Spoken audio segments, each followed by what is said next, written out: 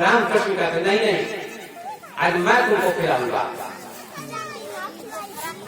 वात्सल्य भाव प्रकट हो गया। उन्होंने अपने हाथ से माता मिश्री खिलाई और नरेंद्र से कहते हैं कल फिर तुम अकेले आना, एकांत में मिलना का जो आ गया। दूसरे दिन भी जाते हैं नरेंद्र, रामकृष्ण परमहंस अकेले में दिखाते हैं। रामकृष्ण परमहंस के पास एक खोज था, एक ऊर्जा थी, जैसे पृथ्वी में ग्रेविटेशन होता है, गुरुत्वाकर्षण जो वस्तु को खींच लेता है, ऐसे ही महापुरुष के पास, योगी के पास, ध्यानी के पास एक ऊर्जा होती है, जैसे चुंबक लोहे को खींच लेता है, ऐसे ही उनके पास एक ऊर्जा थी, ध्यान की, प्रेम की, भक्ति की ऊर्जा थी, चारों तरफ बिखरी हुई थी। नरेंद्र आकर्षित हो गए कि इस व्यक्ति में कुछ है, ऐसी ऊर्जा हमने किसी व्यक्ति में नहीं देखी थी। मन उनका आकर्षित हो गया, आकर्षित हो गया रामकृष्ण के प्रति, और साहस करके पूछा क्या आपने ईश्वर का दर्शन किया है? क्या आपने ईश्वर को देखा है? मैं कौन हूँ? क्या इसका उत्तर आप दे सकते हैं? का अवश्य। बिना झिझक के उन्होंने कहा जैसे मैं तुमको देखता हूँ तुम मुझे देखते हो, ऐसे मैंने ईश्वर को देखा है। क्या तेरी तैयारी है? अगर तू देखना चाहता है तो आज मेरे पास। नरेंद्र का तैयारी है। नरेंद्र को पास में ले आते हैं और नरेंद्र के सिर पर हाथ रखते हैं। नरेंद्र को समाधि लग गई, 3 घंटे तक समाधि लग गई। वादी समाधि, नुमाइंदी समाधि, समाधि लग गई, जहाँ मन शरीर का भी पता नहीं चलता है, जहाँ शरीर का भी पता नहीं चलता है, मन का भी पता नहीं चलता है। हमारे ऋषि कहते हैं ये तो वाचो निवर्तन्ते अप्राप्त मनसासः आनंदम ब्रह्मो विद्वान न विभेति कुतस्थः। जहाँ से मन सहित वाणी लौट के चली आती है उसी का नाम ब्रह्म है। नरेंद्र को समाधि लग गई, 3 घंटे तक समाधि में मग्न हो गए, समाधिस्थ हो गए, भूल गए शरीर को, भूल गए मन को, भूल गए संसार को। ऐसा लगता था कि कमरा घूम रहा है, दुनिया घूम रही है, महाशून्य में प्रवेश दुनिया कर रही है। ऐसी अलौकिक समाधि की अनुभूति हुई। ऐसे गुरु की जरूरत है। रामकृष्ण कहते थे कि मैं तुमको खोजता था, तुमको खोजता था, ढूंढता था। मैं जो देना चाहता था और किसी को मैं नहीं दे सका, तुमको मैं देना चाहता हूँ। उन्होंने अपनी अनुभूति, अपना आशीर्वाद सब नरेंद्र को लुटा दिया और नरेंद्र को समाधि का अनुभव करा दिया। और 3 घंटे के बाद नरेंद्र की जो समाधि खुलती है तो नरेंद्र रामकृष्ण के चरणों में नतमस्तक हो गए और कहा मुझे पता हो गया, अनुभव हो गया कि मैं कौन हूँ। मैंने ईश्वर का दर्शन कर लिया। कण कण में ईश्वर है, पेड़ पौधों में, सारे प्राणी में। और वो कहते हैं कि एक चींटी के अंदर भी वही ब्रह्म है जो एक हाथी के अंदर है, प्रधानमंत्री के अंदर भी वही ब्रह्म है, परमात्मा जो एक गरीब आदमी के पास है। सबके अंदर वही चेतना है, वही ब्रह्म है। ऐसा स्वामी जी देखने लगे और रामकृष्ण के चरणों में नतमस्तक हो गए कि मेरे प्रश्न का उत्तर मुझे मिल गया, मैं धन्य हो गया, कृतार्थ हो गया। जिसको तुलसीदास ने लिखा है रामचरितमानस में, श्री राममय सब जग जानी, करो प्रणाम जोड़ी जुग पानी। ये बड़ी सुंदर चौपाई है। सीताराम सारे जगत में है, ये ज्ञानी की दृष्टि है। लेकिन आज बड़ा दुर्भाग्य है कि भारत जैसे आध्यात्मिक देश में भी लोग ठगते हैं दूसरे को, दूध में पानी मिलाते हैं और दूसरे को देते हैं। इसलिए किसी ने लिखा, इसलिए राम में सब जग जानी, 1 लीटर दूध में आधा लीटर पानी। ये बहुत गड़बड़ चल रही है बात, ऐसा मत कीजिए। तो स्वामी विवेकानंद कहते स्वामी ब्रह्म का अनुभव मैंने कर लिया। बंधुओं, सज्जनों, कुछ दिनों के पश्चात रामकृष्ण परमहंस कैंसर की बीमारी से ग्रस्त हो गए। कैंसर की बीमारी हो गई, गले में भोजन करना मुश्किल हो गया और जितने भी उनके शिष्य थे रामकृष्ण परमहंस के सेवा में कतराते थे कि उनके मुंह से बलगम निकलता था, इनकी सेवा कौन करे। आप जानते हैं स्वस्थ होता है तो सभी सेवा करते हैं, आदर करते हैं, प्रेम करते हैं। जब अस्वस्थ हो जाता है व्यक्ति तो सभी दूर हटने लगते हैं।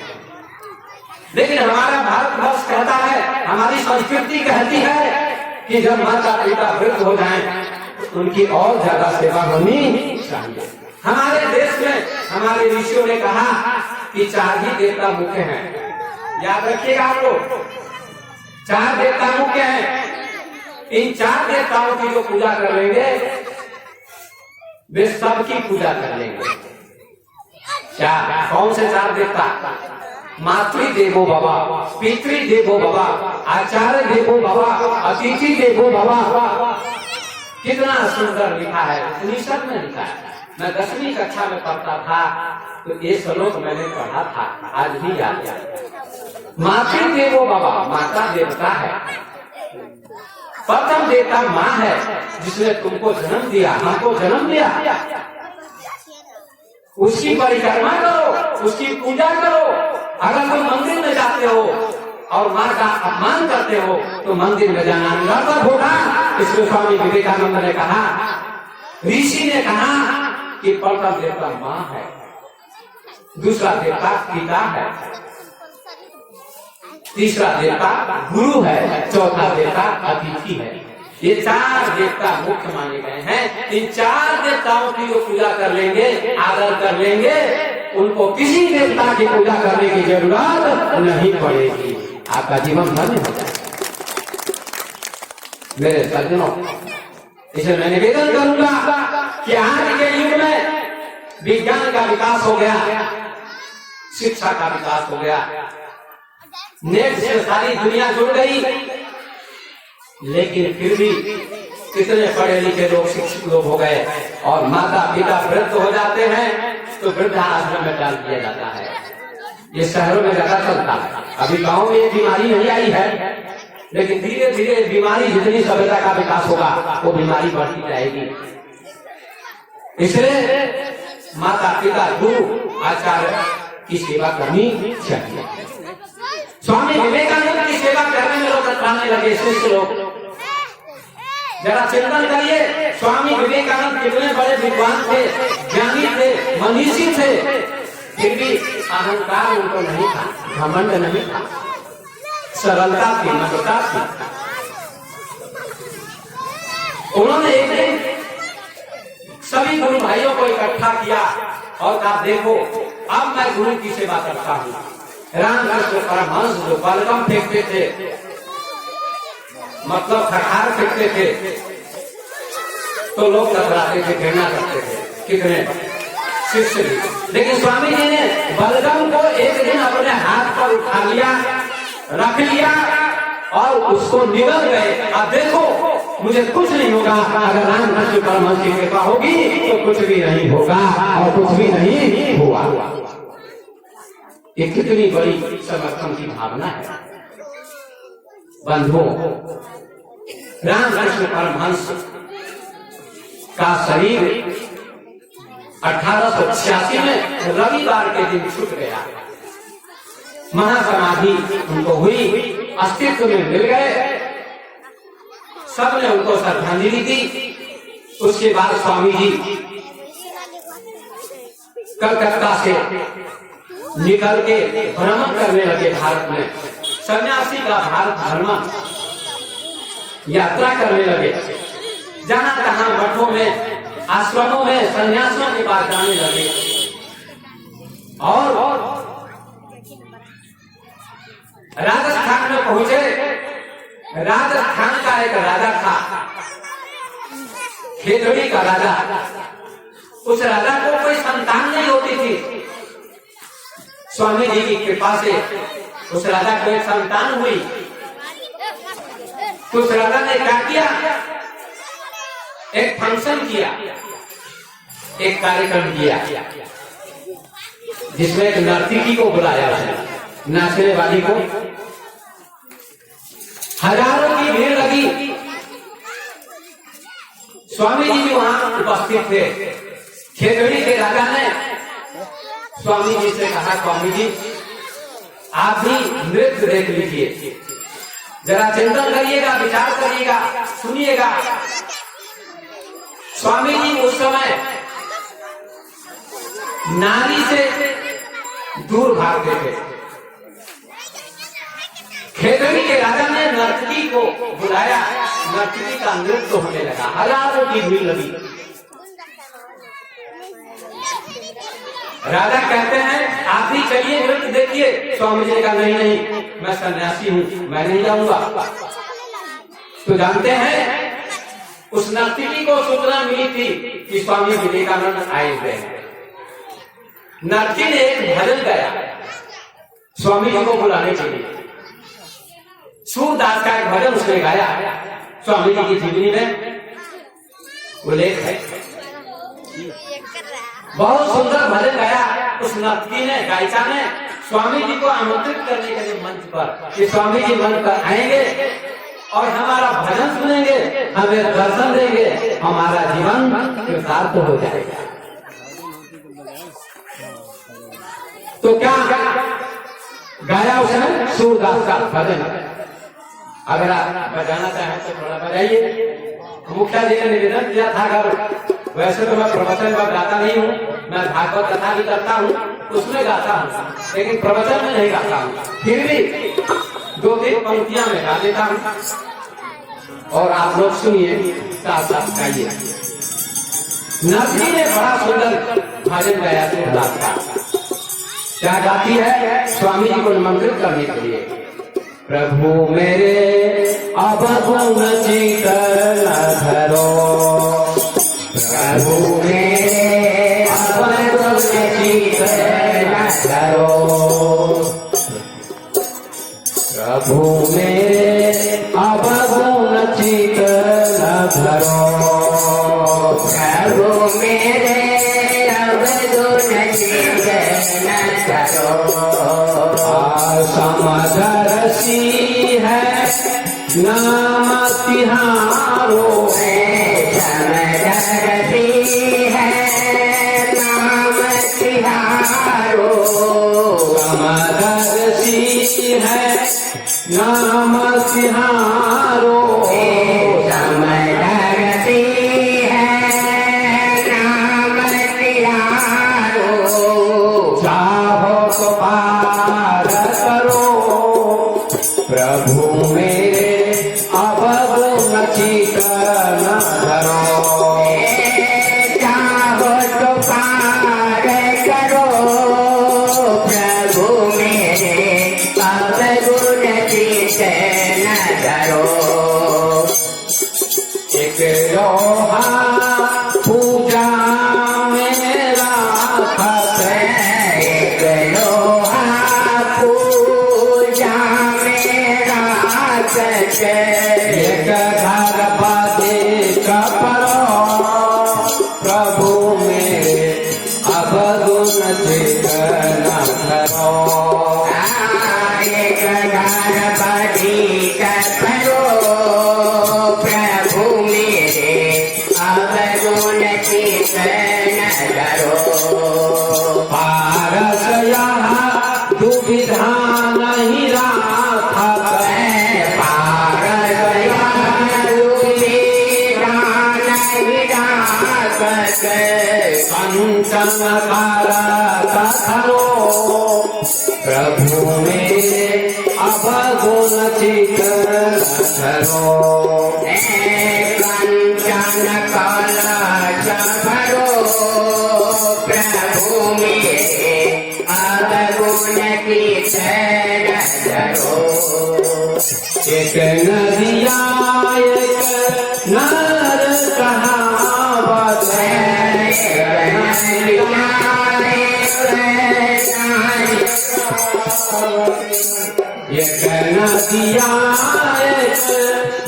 किनार कहाँ बस नदिया एक नारी कहावत मैं नीर भरो मैं नीर भरो प्रभु मेरे अवगुण नजरो प्रभु मेरे अवगुण नजरो जब मिल के दो एक बरन भाई जब मिल के दो बरन भाई जब मिल के दो एक बरन भाई जब मिल के दो एक बरन भाई सारी नाम परो प्रभु मेरे अवगुण चित्रा करो नाम करो प्रभु मेरे अवगुण चित्रो एक जीव एक ब्रह्म कहावत एक जीव एक ब्रह्म कहावत श्याम भगरो प्रभु मेरे अवगुण चित्रा करो दूर श्याम करो प्रभु मेरे अवगुण चित्रो अब की बेरा मोही पार उतारो अब की बेरा मोहे पार उतारो नहीं बन करो प्रभु मेरे अवगुण चित्रा करो करो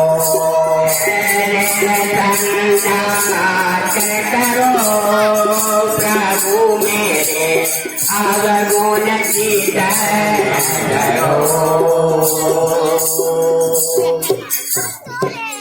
उस लड़की ने भजन गाया एक लोहा पूजा में राखत एक घर बधिक करो पंचन पारस विधा में राखत पंचन करो। पारस पत्थर होता है, आपने सुना होगा, उसमें सोने लोहे को स्पर्श करा दीजिए तो सोना हो जाता है। एक लोहा पूजा में राखत एक लोहा पूजा में होता है जिसको घंटी कहते हैं, घंटी बजाई जाती भगवान के मंदिर में, वो भी लोहे की होती है, उसको भी वो पारस पत्थर में स्पर्श करा दीजिए तो सोना बन जाती है। एक लोहा पूजा में लाकर एक घर बधिक करो, अरे छुरी होती है कसाई के घर में, उस छुरी को भी पारस पत्थर में स्पर्श करा दीजिए तो अभी सोना बन जाती है। पारस दुविधा नहीं करता, व्यय नहीं करता, दोनों को सोना बना देता है। उस नर्तकी का कथन था कि मैं वेश्या हूँ, नर्तकी हूँ और आपको ज्ञानी है, ब्रह्म ज्ञानी, आप तो सब में ब्रह्म को देखते हैं, पशु में, पक्षी में, स्त्री में, पुरुष में, फिर भेद इस बात का आपको भेद नहीं करना चाहिए, सब ब्रह्म का स्वरूप है, सारी सृष्टि ब्रह्म है। इसी भजन को सुना और स्वामी जी मंच पर चले गए, मंच पर गए तो सब लोगों ने तालियां बजाई और उनका स्वागत किया। नर्तकी ने स्वामी जी को प्रणाम किया और कहा, स्वामी जी आप प्रवचन दीजिए, मैं अपना नृत्य बंद करती हूँ। स्वामी जी ने 1.5 घंटे अपना व्याख्यान दिया कि आज जो मेरे मन में भेदभाव था वह समाप्त हो गया। इस नर्तकी के भजन से मुझे शिक्षा मिली है, प्रेरणा मिली है, आज मेरा भेदभाव जो भी शिष्ट था वह खत्म हो गया। सबको ब्रह्म दृष्टि से देखना चाहिए। उस नर्तकी का जीवन बदल गया और उसके पास पश्चात स्वामी जी अब अमेरिका जाने की तैयारी होती है। अमेरिका में धर्म सम्मेलन हुआ था 1893 में। भारत के लोगों ने सोचा किसे भेजा जाए, तो मद्रास के युवकों ने एक संगठन बनाया और खेतड़ी के राजा ने भी सहयोग किया कि स्वामी जी को ही भारत का प्रतिनिधि बनाकर भेजना चाहिए। तो स्वामी जी को भारत का प्रतिनिधि बनाकर भेजा गया और स्वामी जी जल जहाज के माध्यम से अमेरिका की ओर प्रस्थान किए और याकोहामा जापान होते हुए अमेरिका पहुंच गए। बंधुओं, बच्चों को शांत कर दीजिए। अमेरिका में पहुंचने के बाद स्वामी जी का बड़ा उपहास हुआ।